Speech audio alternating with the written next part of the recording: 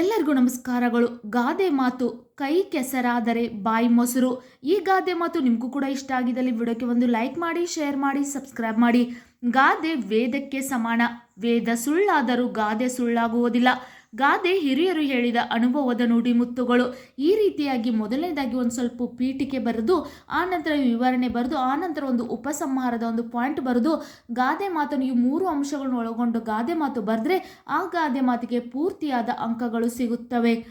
ಅದರಿಂದ ನೀವು ಗಾದೆ ಮಾತು ಬರೆಯುವಾಗ ಸ್ವಲ್ಪ ಪೀಠಿಕೆಯನ್ನು ಹಾಕುವುದು ತುಂಬ ಒಳ್ಳೆಯದು. ಎಕ್ಸಾಂಪಲ್ ಇದೆ, ಗಾದೆ ವೇದಕ್ಕೆ ಸಮಾನ. ವೇದ ಸುಳ್ಳಾದರೂ ಗಾದೆ ಸುಳ್ಳಾಗುವುದಿಲ್ಲ. ಗಾದೆ ಹಿರಿಯರು ಹೇಳಿದ ಅನುಭವದ ನುಡಿಮುತ್ತುಗಳು. ಈ ರೀತಿ ಬರಬೇಕು. ನಂತರ ಕರ್ಮವಿತ್ತಷ್ಟು ಫಲ ಎಂಬುದೊಂದು ಮಾತಿನಂತೆ ಕಷ್ಟಪಟ್ಟು ದುಡಿದರೆ ಮಾತ್ರ ಸುಖವಾಗಿ ಬಾಳು ಸಾಗಿಸಬಹುದು. ಕರ್ಮವಿದ್ದಷ್ಟು ಫಲ ಎಂಬುದೊಂದು ಮಾತಿನಂತೆ ಕಷ್ಟಪಟ್ಟು ದುಡಿದರೆ ಮಾತ್ರ ಸುಖವಾಗಿ ಬಾಳು ಸಾಗಿಸಬಹುದು. ಮಂತ್ರದಿಂದ ಹಣ್ಣು ಉದುರಲು ಸಾಧ್ಯವಿಲ್ಲ, ಶಕ್ತಿ ಇಲ್ಲದೆ ನಡೆಯಲು ಸಾಧ್ಯವಿಲ್ಲ.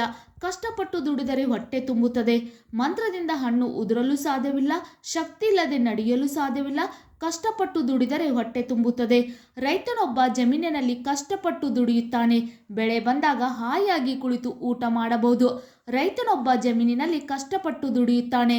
ಬೆಳೆ ಬಂದಾಗ ಹಾಯಾಗಿ ಕುಳಿತು ಊಟ ಮಾಡಬಹುದು. ವಿದ್ಯಾರ್ಥಿಗಳು ಆಸಕ್ತಿಯಿಂದ ಕಷ್ಟಪಟ್ಟು ಓದಿದರೆ ಆಸಕ್ತಿಯಿಂದ ಅಂದರೆ ಒಂದು ಇಂಟ್ರೆಸ್ಟಿಂದ ವಿದ್ಯಾರ್ಥಿಗಳು ಆಸಕ್ತಿಯಿಂದ ಕಷ್ಟಪಟ್ಟು ಓದಿದರೆ ಉತ್ತಮ ಅಂಕಗಳನ್ನು ಗಳಿಸಬಹುದು. ಒಟ್ಟಿನಲ್ಲಿ ಕಷ್ಟಪಟ್ಟವರಿಗೆ ಸುಖ ಬಾಳು ಎಂಬುದನ್ನು ಮರಿಬಾರದು. ಈ ಒಂದು ಮಾತಿನ ಅರ್ಥ ವಿದ್ಯಾರ್ಥಿಗಳಾಗಿರ್ಬೋದು, ರೈತನಾಗಿರ್ಬೋದು, ಪ್ರತಿಯೊಂದು ಕಷ್ಟಪಟ್ಟು ಮಾಡಿದಾಗ ನಾವು ಹಾಯಾಗಿ ಕುಳಿತು ಊಟ ಮಾಡ್ಬೋದು, ಹಾಯಾಗಿ ಕುಳಿತು ಸುಖವಾಗಿ ಜೀವನ ನಡೆಸ್ಬೋದು. ಯಾವುದೇ ರೀತಿ ಮಂತ್ರದಿಂದ ಹಣ್ಣು ಉದುರಲು ಸಾಧ್ಯವಿಲ್ಲ.